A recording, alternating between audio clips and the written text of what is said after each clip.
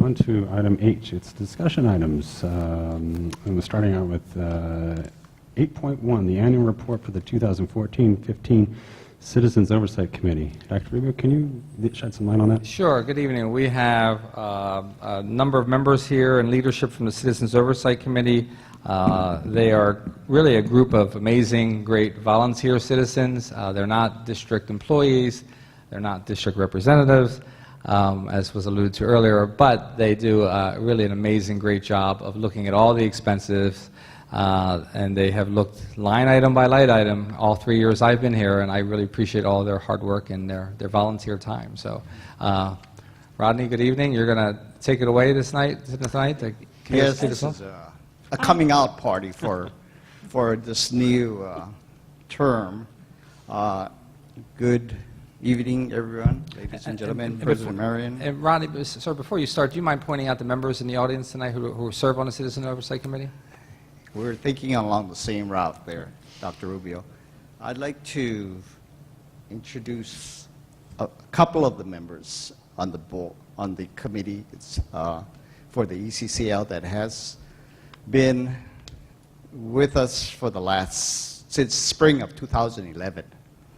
And as all of us know, it takes a team, it takes a family, it takes a village to, first of all, come up with the ideas.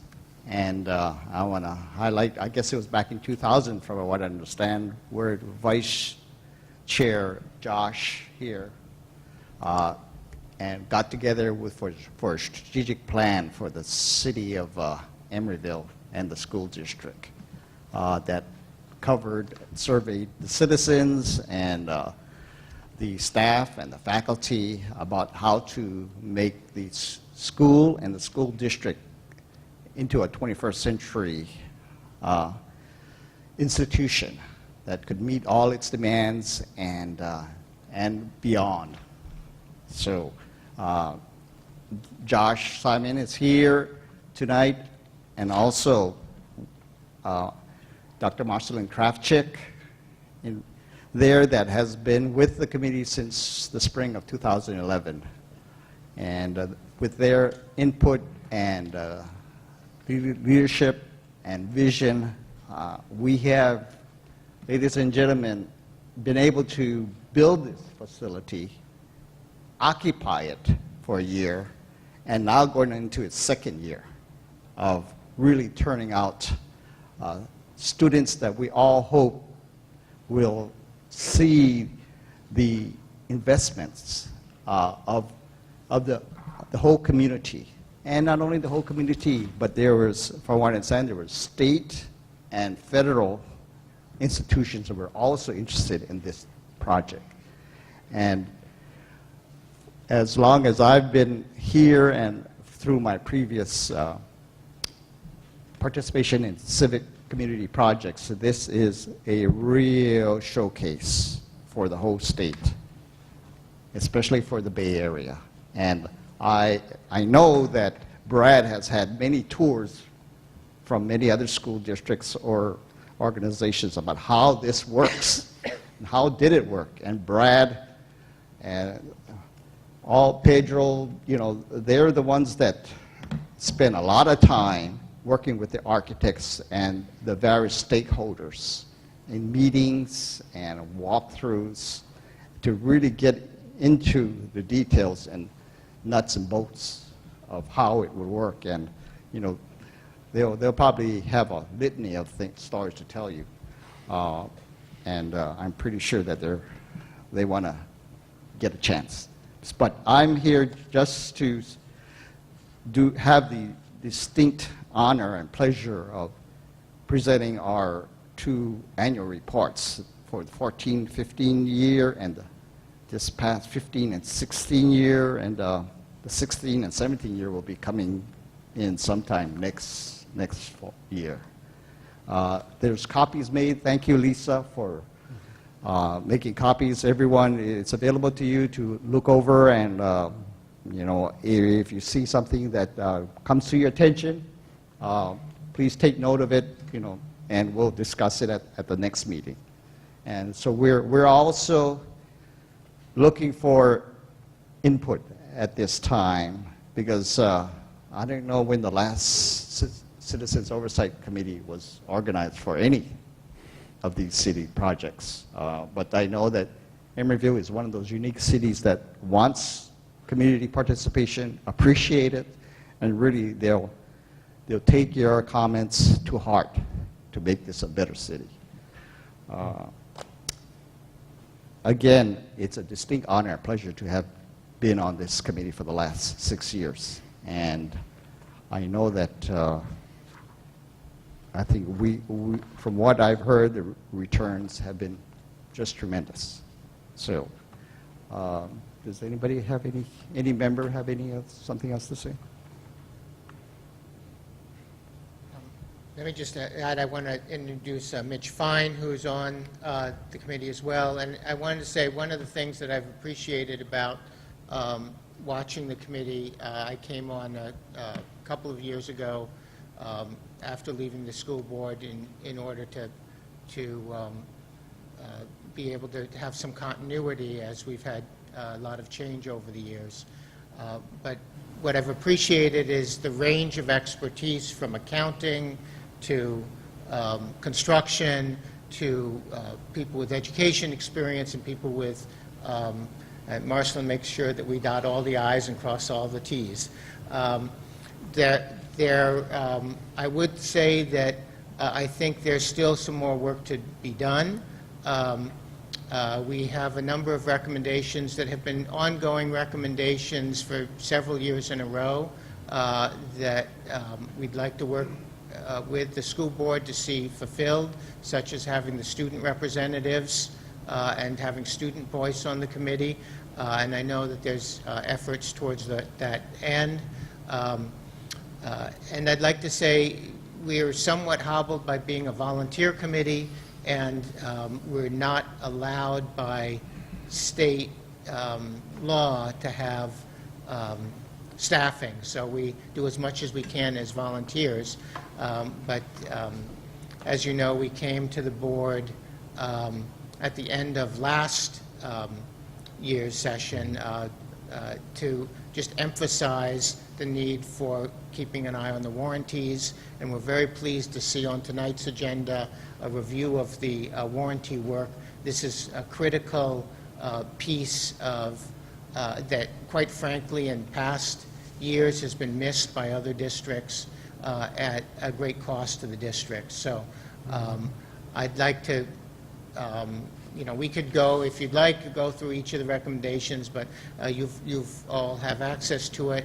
I'm glad we're all glad to take questions, both about process and about the actual recommendations, and we will continue to make recommendations. I should say there's some recommendations that get discussed in the committee that don't make it into the report, but have actually made it into the building, such as having the building be ready for solar. And I do still recommend, and we'll be adding into our recommendations, or I'll be advocating for it as one member of the committee, that the district consider power purchase agreement to put solar on the roofs, and I know that that's been discussed. So I could get into infinite levels of detail, but I'm going to leave it at that because you have a long evening ahead of you, and we can open it up for both public comment and questions. Any other comments or any other further discussion on that? If not, time for public comment regarding this item. Please step up to the podium.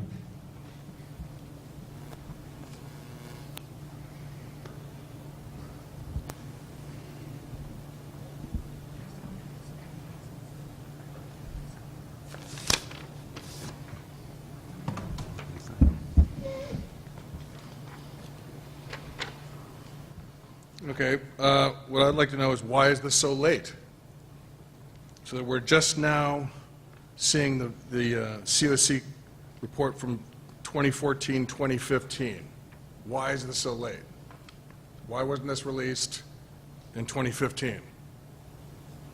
So I hope that you guys discuss this and the public gets to find out why it's so late.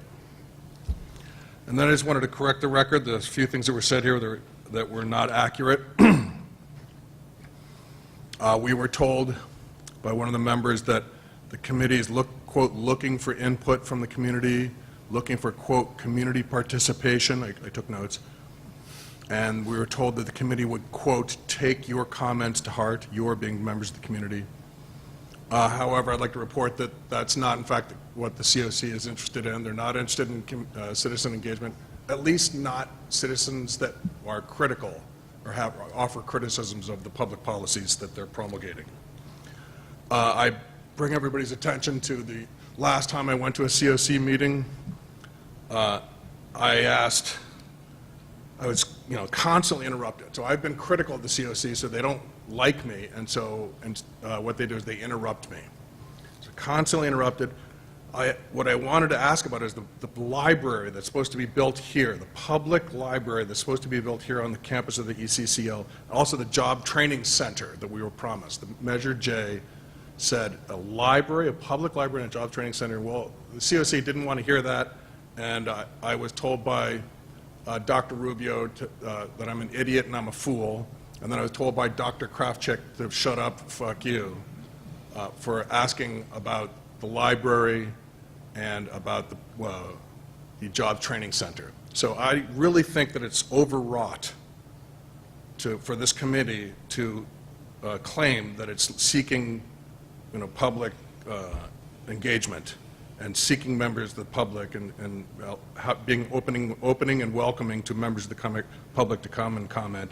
I think it's just the opposite, at least for members of the committee or members of the community that are critical of their public policies. Probably, I'm just guessing now, conjecture, if you are there to say that they're doing a great job, they probably won't be interrupting and yelling obscenities at you. But if you're critical, that's what you get. All right, thanks. Any other public comment?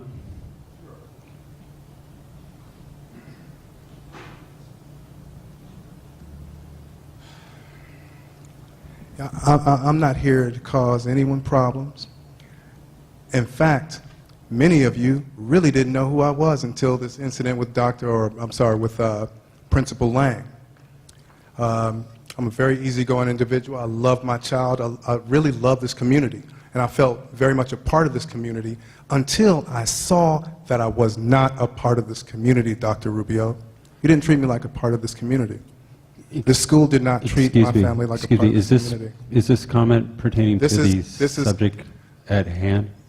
Is this comment pertaining to the subject? Yeah, it is. Is it? Okay, please. As far as the community is concerned, thank you. As far as this community is concerned, I see communities within communities within communities. I don't see togetherness. I see bigotry, I see racism, and I see indifference. I see you at the helm. I see this board as ineffective. I see this board as making decisions I don't understand. I see this board making decisions that don't benefit the people in this community. This is the way I see it. This is a fact. This board is not here for me. This board is here for affluent people and ass kissers. That's it. Mr. Jackson, I'm going to have to ask that you refrain from speaking. I'm going to sit down right now because I can see that I'm going to be interrupted. This gentleman said I understand, but we're not going to do that. We're not going to do that. I'm going to control myself, and you're going to control yourself. I'm very pissed off at this school. I'm very unhappy with your leadership. Okay, I get that, Mr. Jackson. And Mr. Jackson, my doors are always open to you still. And Mr. Jackson, I don't trust your door open. I understand. I trust this right here where everybody can see what's going on. That's great. Mr. Jackson, right now, comment is on the COC report. I'm making a comment. I've made my comment. I'm done. Great. Thank you. Further comment?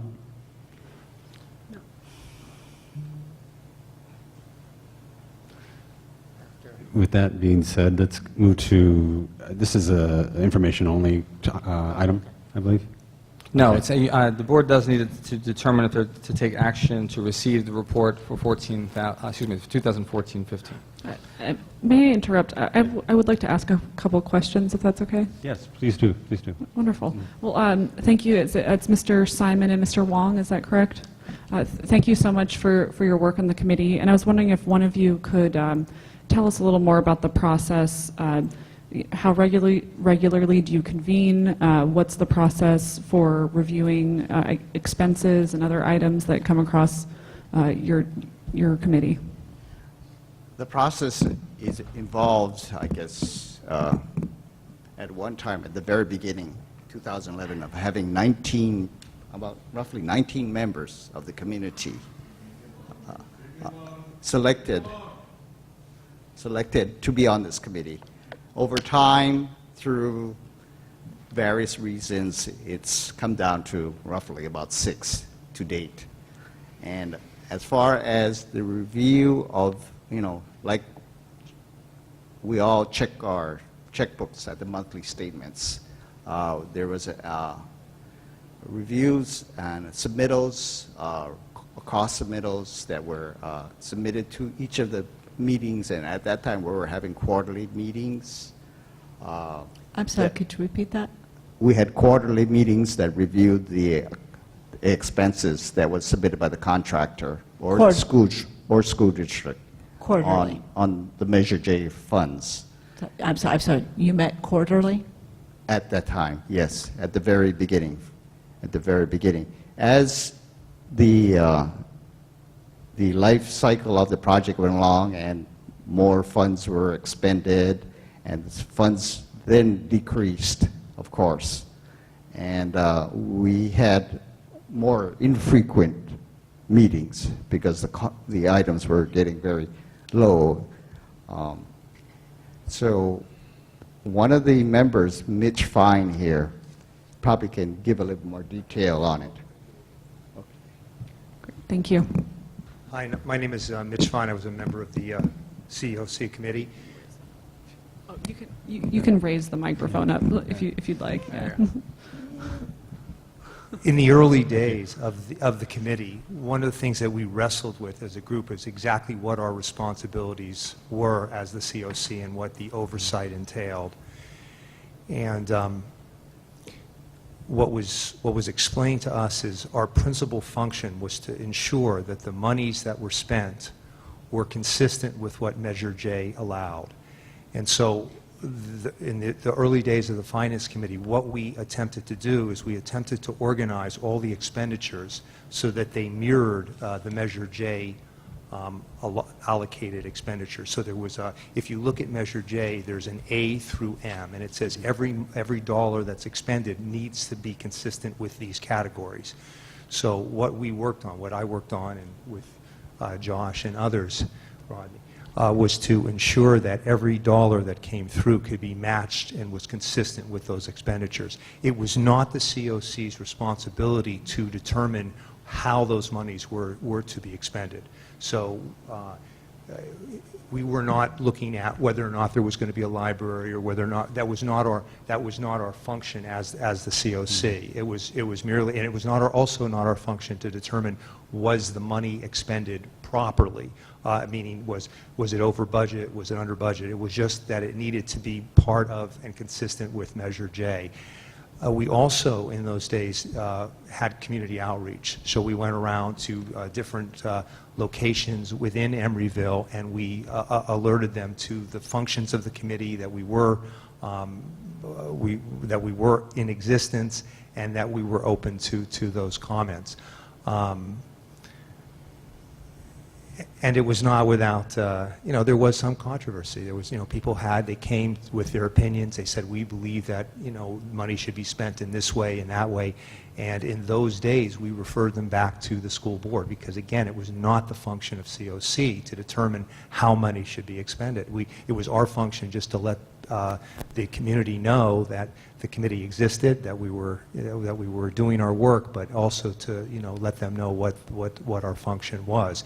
And to Josh's credit, he was there with us from the very beginning, giving us guidance. We had many, many questions. He attended most of our meetings, and we owe him a tremendous debt of gratitude for the time and effort and energy that he put into the committee to make it work.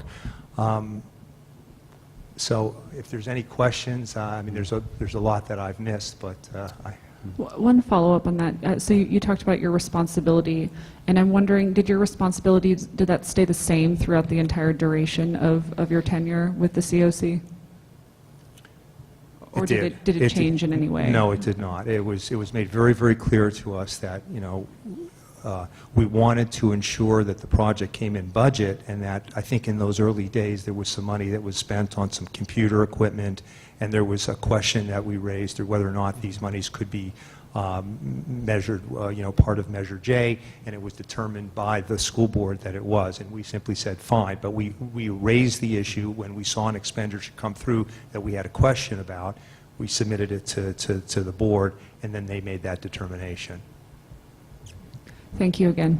Thank you. So I have a few questions, and they might not be related to each other. How are people appointed, and what are term limits, and what's the outreach for having committee members? Sure. The functioning of the COC is determined by the school board. The school board passed the operating guidelines. There are representatives from a variety of sectors of the community. 7 of those are required by the state, and so there's different categories to ensure that there's both student, teacher, student. I did read that. I guess, what are the term limits? Like, how long do people serve? I believe it's yeah. The initial term was either 1 year or 2 years, and we drew straws to see who was going to get the one year or the 2 years. So that was the initial term. So for of the 7 members, they turn over every 2 years? I think there were more than 7 members. I don't know. Or of the current members? Half the group received 1-year memberships, and then half the group received 2-year memberships. But so that was my.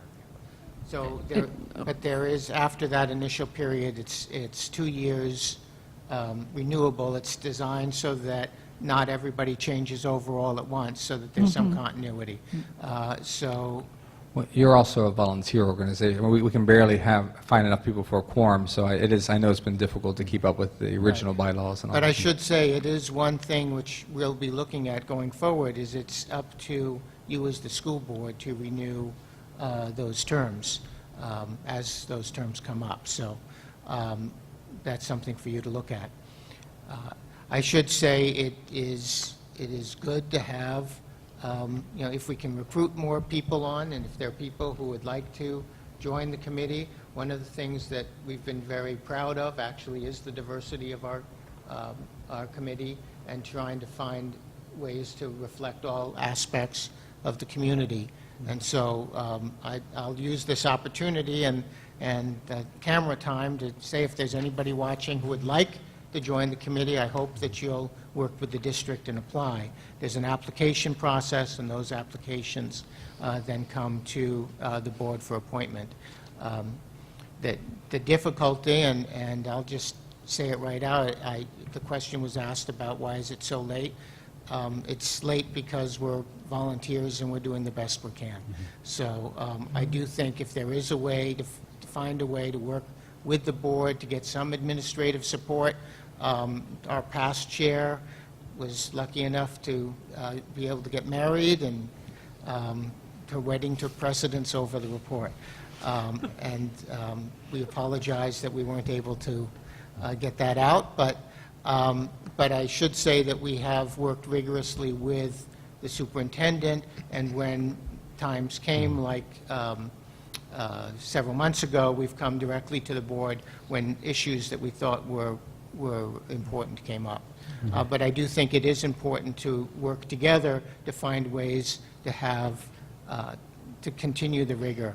We did also, to answer your previous question about how often do we meet, so for many years, in the initial years, the committee met monthly because there was just so many checks. As we got towards the end of the construction, it switched to quarterly because there just wasn't as much to look at.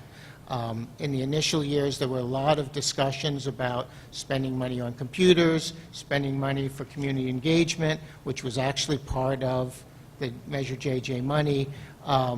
That issue finally got pushed by the City Schools Committee, which asked us to reduce the amount of money, and that's not our decision. So there's a lot of, the big piece of the report in both reports is what is the role of the committee. So I would encourage people who want to know what the committee does to look at that. Our role is really to make sure that the expenditures are for what the voters voted for. So we don't have say over whether or not the district decides to enter into an agreement, for example, for a library. We advocate for it, we think it's a good idea, but ultimately it's your decision and the decision of the administration. But we can tell you that expending funds to do so is an eligible expense. I should also say that the list of items, as a person who was on the board at the time, the list of items that would be at ECCL was a list of potential items. So although we have space in the building to do a jobs training place, or at least it was originally designed, I'm not sure, I'm sure the space might be used differently now. It was not a requirement of Measure J. It's just one of the many things that we hope to be able to do. But I should say the school district, Measure J is not just for this building. So the school district has 2 other buildings, and if the board decided to work with Peralta College, as others have, or other colleges, and bring a job training center here, I, as one committee member, would support it, and it's something that we originally talked about. It's part of the original vision of making sure that our schools, all 3 of them, all 3 facilities, are a place of opportunity for all members of the community and a place to come together as a community. Yeah, Great. I've spoken Thank you. too long. No, we Yeah. appreciate your time and we appreciate your effort, absolutely. I do have a couple Go of ahead. questions. So can someone Yeah. tell me if there's currently a student sitting on the committee? We've offered it out to the various student bodies over the years, and I think there was one, but at the beginning we had some students on it, but since then it's, yeah. Well, yeah, but they've, you know, when they graduated, they left, and there were no replacements for these students. Yeah.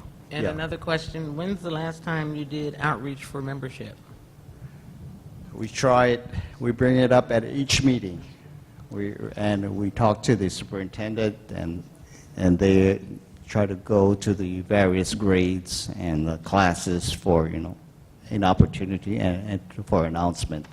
You know, yes, somebody in junior or sophomore year, this would be a great opportunity to get civic, you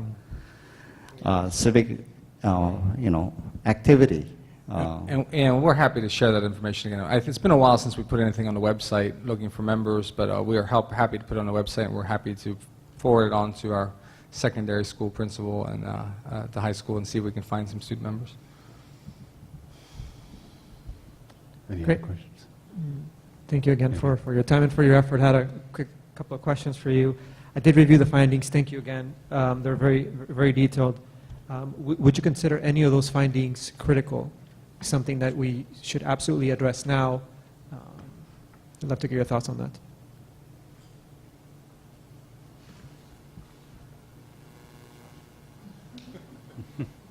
I think the issue that you as the board have brought up yourself, I think we need additional members.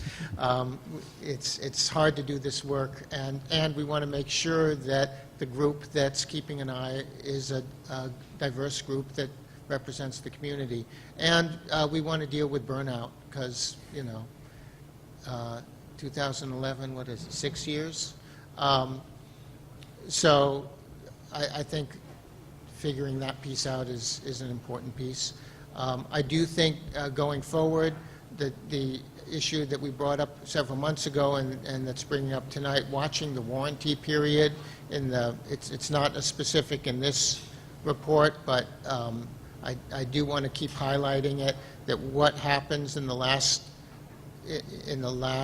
month 9 through 12 after the end of construction. It's a critical time, and I think going forward, the recommendations that we'll be looking at will be around how do we continually reassess. There's an assumption that when a building is done that it's perfect, and somehow the architect foresaw everything that could possibly be needed. So I think there's an opportunity to use the remaining Measure JJ funds to make sure that the teachers have what they need, and to make sure that the building is working as intended, because every building has surprises after it opens. Great, thank you. As I understand, part of your responsibilities was to look at checks and see checks, plenty of checks. Are you aware of any financial abnormalities in that process? Did you find during that period, did you find any duplicate checks or double checks or checks that were issued in the same quantity to the same entity, or anything else in that regard that should be worth noting? Not duplicate checks. I will say, just going back a few years, that there were debates about whether or not some of the expenditures for school staff were eligible. We did end up bringing that to the state and getting a state discussion of that. So, for example, and working with the attorney, so the school architect, for example, there was a question of if it's a school architect, is it an eligible expense? It was determined that yes, it was. There were questions about could different staff, at one point the superintendent was put on, and that it was eligible during one period of time when he was spending a lot of time, but they kept him on afterwards, and at that point some funds were reallocated, so it was taken off of Measure JJ. So there have been things that have been caught over the years and then fixed. There was a lot of discussion about the computers, and again, that a lot of time was spent on that, and it was determined that yes, that is one of the, since technology is one of the lines of the bond, that it was important that the kids at that time have the benefit and not have the voters of Emeryville have to wait 5 years until the school is built to have some benefit from the bond. So those are the issues that I remember. There might be other issues that... I would just ask that the board capture what we did, because again, my only feedback would be is that in the beginning there was a lot of confusion about what our role was, and we sort of had to find our way. And I think we've, in the process and in the work that we did, I think we've created some pretty good structure. And it's in the report, and I would just urge you to look at that, so that if there is another, that if we continue in the COC or another COC is formed, that they not have to necessarily wrestle with those issues, which we've already done. So I think those reports are invaluable in that they do have that structure, and a lot went into creating that, because in the early days it was, what was our role? What was our oversight? And so members of the public would come to us and they would have certain expectations, and then we turned around and we didn't necessarily know. So we had to figure that out. So I think we've come up with a very workable process, but it did take some effort from a lot of people. So that would be my feedback at this time. And there seems to be a lot of changing. We had with the school board, or there were changes in controllers, and every time somebody changed superintendents, there would be a learning curve, and there needs to be a little bit more continuity, that someone who's familiar with it, so that when the board is formulated or reformulated, somebody can come in and say, this is your role, this is the structure, so that the public is aware of that and the committee is aware of that, because there was a lot of kind of back and forth in the beginning that I think we've wrestled with and resolved. So that would be my feedback. Great, thank you for that again. And if I could just summarize what I heard back, what I heard is that while there were a lot of important findings, none that you would believe would be critical except with the exception of maybe just keeping an eye on the warranty items and making sure that you just keep an eye on that. And then the second one is that in your time and in your exposure, you didn't particularly find any financial abnormalities that we should be made particularly aware of. Is that a fair summary? Yeah, and again, it wasn't our role to find I agree. abnormalities. It was basically just to ensure that the money was expended fit into those categories. So I don't want our report to be that the money was expended properly, but that it was expended per law. Thank you. Great, thank So you. it was a real, it was a limited function. So I think that really needs to be emphasized. Absolutely, and I understand that's, I think that's well said, I understand the difference. But however, you do come from a very great position. This committee had a great position to be exposed to such things, and so it's good to hear that there was nothing there that sort of caught your eye or your attention. So thank you. But if I could just clarify, when things did catch the committee's eye, I think to the benefit of the different administrations, the administration corrected them. So I think it was sort of a self-correcting system, that issues were brought up, they were raised, they were vetted, and they were either cleared or corrected. So I would just amend the feedback that there were no uncorrected issues throughout the process to date. And we continue to look, so if there are, we're looking for them. And thank you for initiating that. Thanks. Yeah, and I will reiterate that we did bring issues up and that we would ask for advice and counsel on whether or not the expenditures were proper. And as Josh just said, it did come back to us and it was reviewed. So that process did work. Let me add that since day one, this committee had to formulate a workable end product, which you see today, from the verbiage, the dreams, and each stakeholder, the construction company, the architect, the school board, they had to make sense out of this big picture and how to come up with a product that the public can understand, that the accountants can understand, that the construction company can understand. And come to this point, this is what we achieved. And we do have audits. The independent auditing firm went through the audit that the committee did to say that the funds were spent according to the original intent of the Measure J. And so, yes, it's more than what you see here.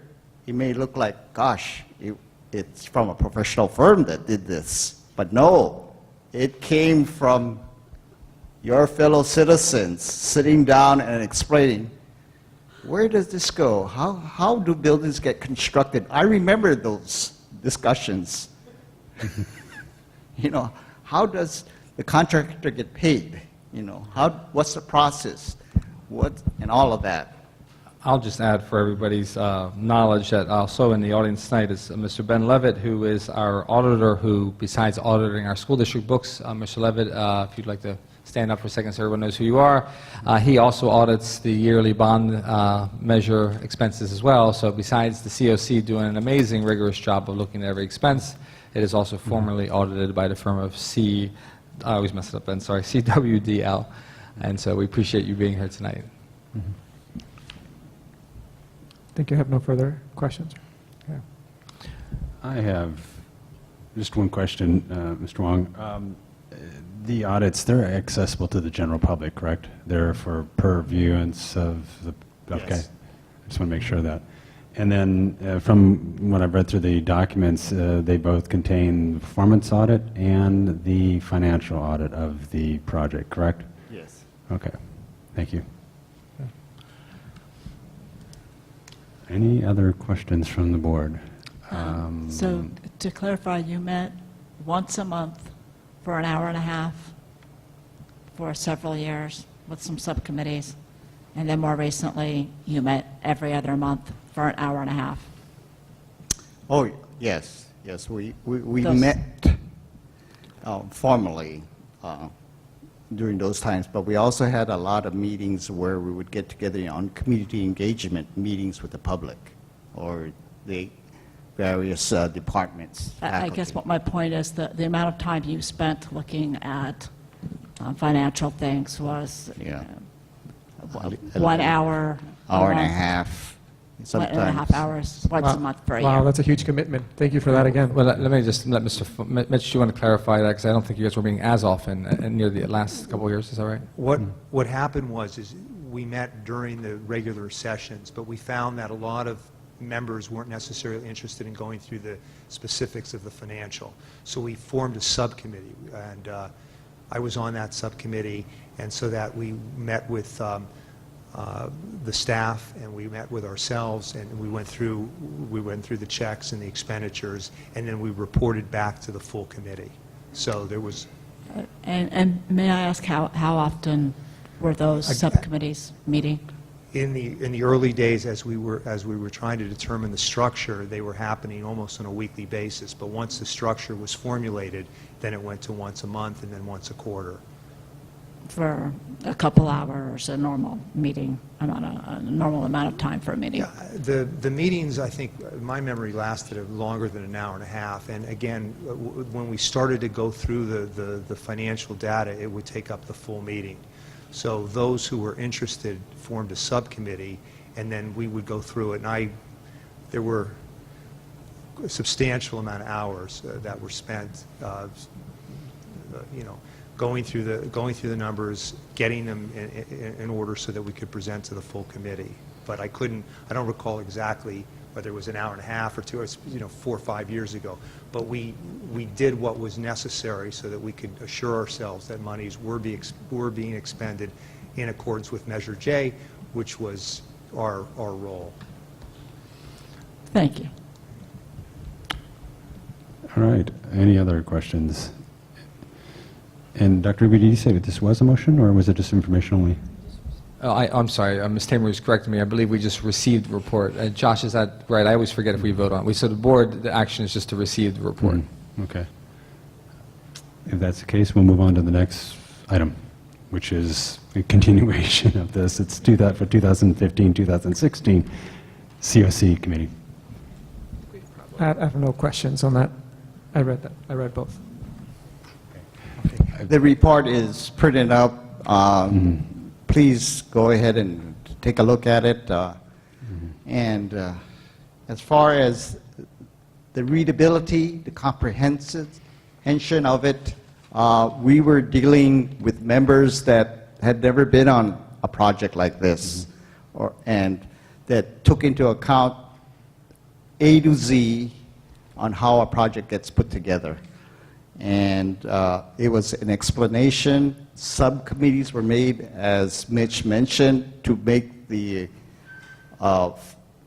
financial information understandable by the committee.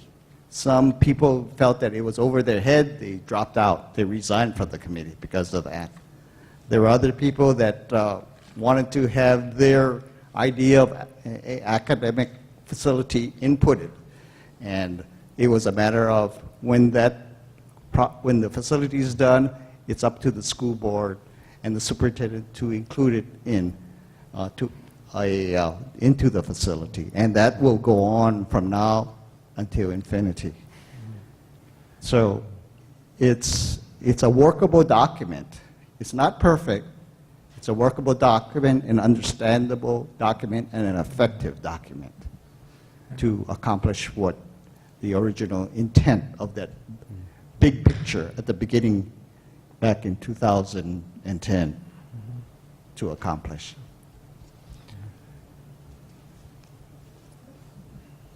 All right. Any public comment regarding this item? Please step up to the podium.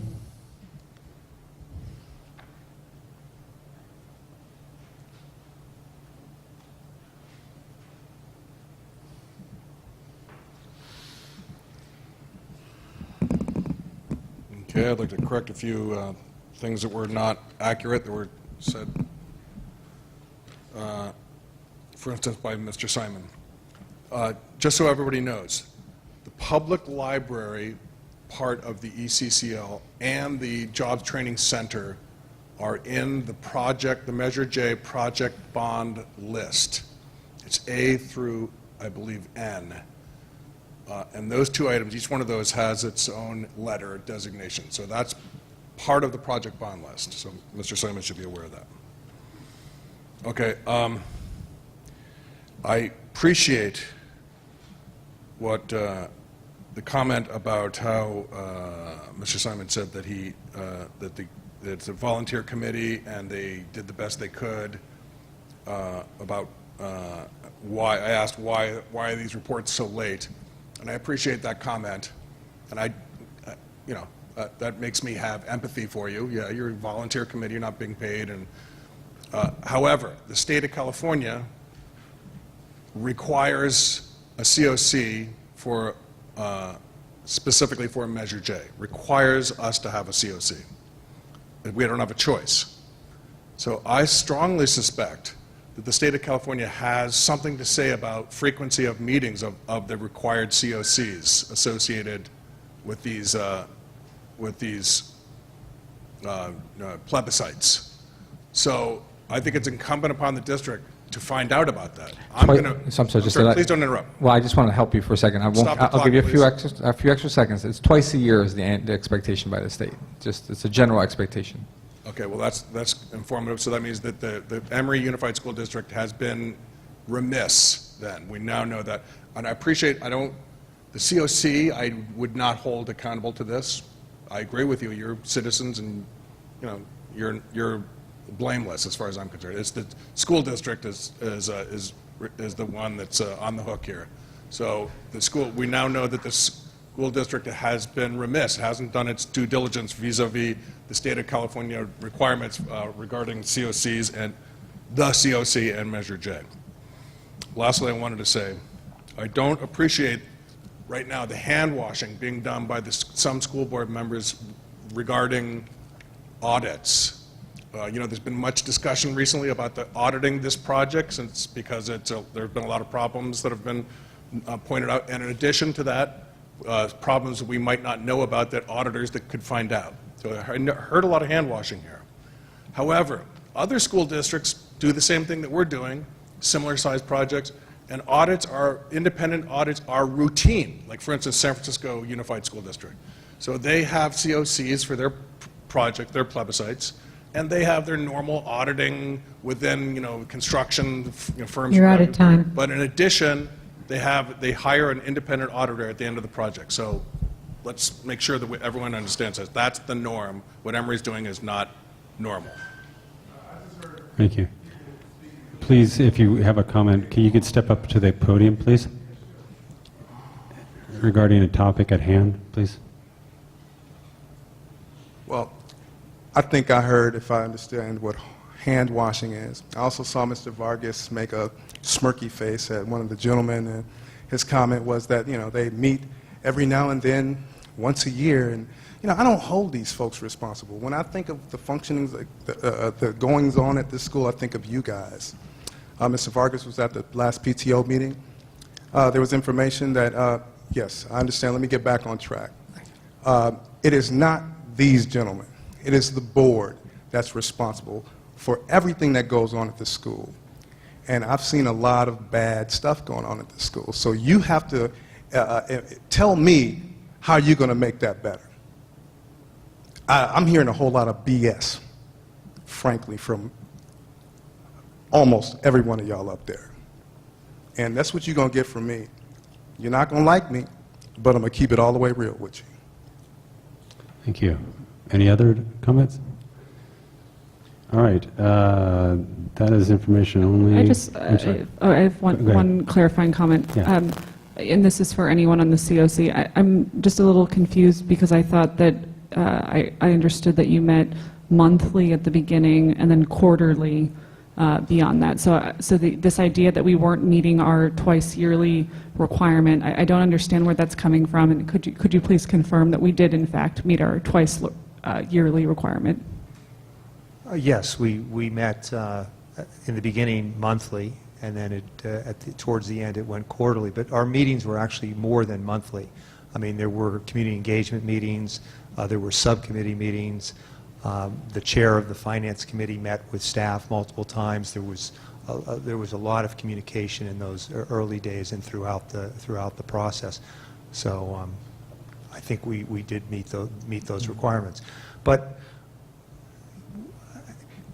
there needs, I think, to be a mechanism for for communication from the community. And it's not my position to say that, but I've heard, there have been some people that have felt excluded from the process, and I don't really know the solution for that, but I know that the individuals that do come up here seem to have a lot of energy, and it seems to be in a lot of ways that it's antagonistic. And I really would urge the school board to figure out a mechanism to bring that energy and that focus to make that positive. I'd like to see that happen, and I don't know how it would, but it's just, I've been in a lot of communities, I've been involved in a lot of politics, and it seems like Emeryville, we have a great community here. It's a small community, and I see a lot of people who want to give, and I just would like to see avenues open up so that everybody could feel part of this magnificent place that we built. So.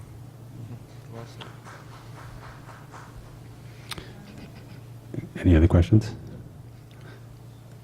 I do want to lend my thanks to everybody that has served on the COC, and I know it's a tireless endeavor, but your I want to say your giving of yourself has helped this process. Some people don't think it is that way, but in the big picture it is, because you represent the average person in this community that has a say in what goes on, and that's the power of what we have here in this community. So I want to thank you again for all your efforts. Thank you.